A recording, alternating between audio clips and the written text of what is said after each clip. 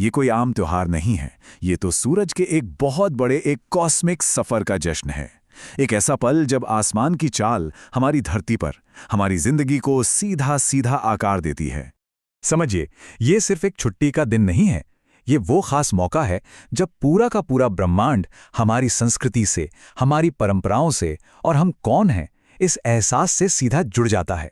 तो चलिए इसी गहरे कनेक्शन को समझते हैं। तो भाई, इस त्योहार की जड़ तक पहुंचने के लिए ना हमें आसमान की तरफ देखना होगा। इसकी बुनियाद किसी कहानी में नहीं, बल्कि ग्रहों की एकदम सटीक चाल में है।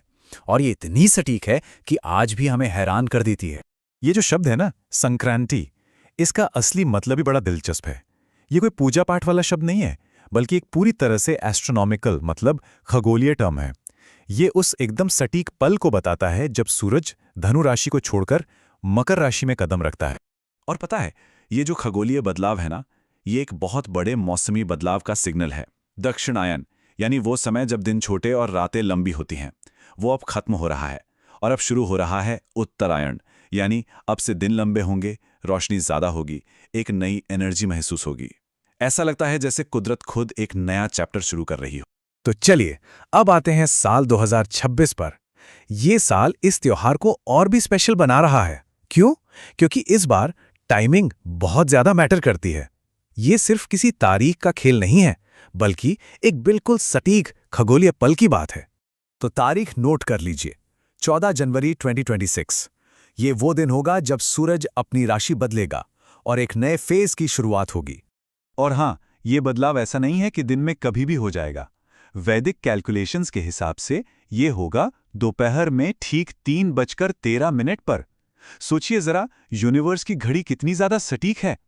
और इसी एकदम सटीक टाइम के हिसाब से दान और स्नान के लिए दो बहुत शुभ मुहूर्त बन रहे हैं। पहला है पुण्यकाल, जो शाम 5:45 तक रहेगा।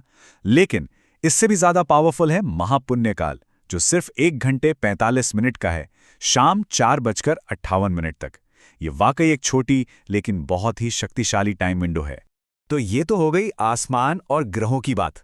अब जरा जमीन पर उतरते हैं और देखते हैं कि कैसे ये एक खगोलीय घटना धरती पर आकर एक जबरदस्त कल्चरल जश्न में बदल जाती है। और ये हमारे देश की यूनिटी इन डाइवर्सिटी का शायद सबसे खूबसूरत एग्जाम्पल है। घटना तो एक ही है, लेकिन पूरे भारत में इसे मनाने के अंदाज देखिए कितने अलग हैं।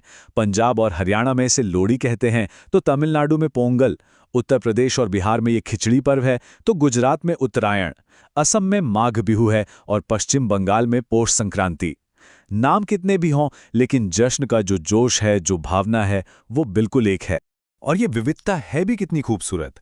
सोचिए, एक तरफ गुजरात का आसमान है जो रंग बिरंगी पतंगों से एकदम भर जाता है, और दूसरी तरफ तमिलनाडु में पोंगल का उबलता हुआ बर्तन जो खुशहाली और ऊपर वाले का शुक्रिया अदा करने का प्रतीक है।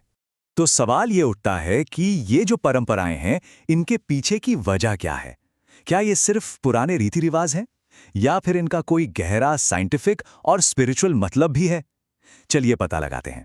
जैसे तिल और गुड़ खाना, इसका महत्व डबल है और यही इसे खास बनाता है। अगर आयुर्वेद के हिसाब से देखें तो ये सर्दियों में शरीर को गर्मी देने का एक साइंटिफिक तरीका है, और वहीं स्पिरिचुअल लेवल पर यह हमारी जिंदगी में और हमारे रिश्तों में मिठास का सिंबल है। एक और बहुत जरूरी रिचुअल है सूर्य को अर्घ्य देना, यानी जल चढ़ाना। और इसे करने का भी खास तरीका है।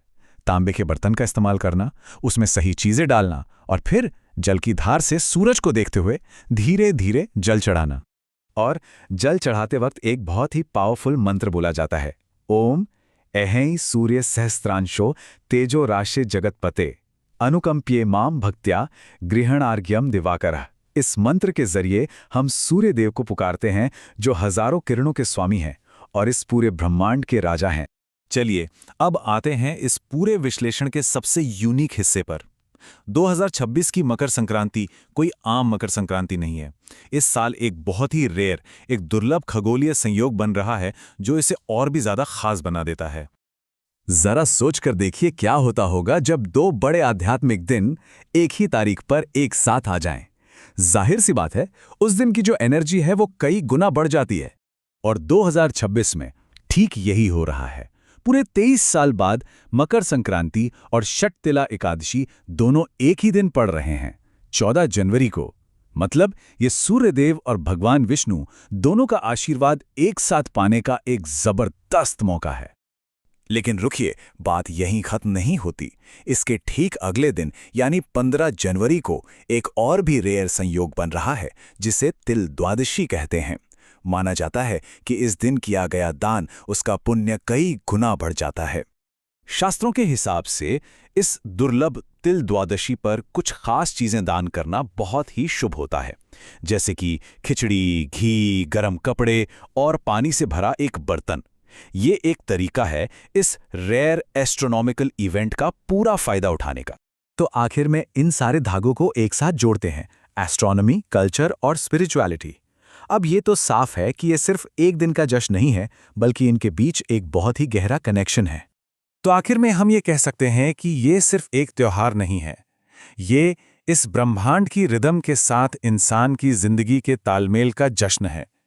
सूरज की चाल से लेकर हमारे खेतों में उगने वाली फसल तक हर चीज एक दूसरे से जुड़ी हुई है। तो सबसे जरूरी बात क्या है?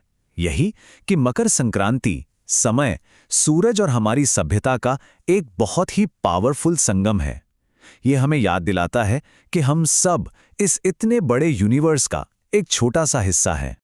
और ये हमें एक बड़े सवाल के साथ छोड़ जाता है कि आज के इस मॉडर्न जमाने में भी क्या ये ब्रह्मांड की चाल हमारी परंपराओं को, हमारे विश्वासों को और हमारे जीने के तरीके को अनजाने में ही सही लेकिन अब भी आकार नहीं दे रही है? सोचिएगा जरूर।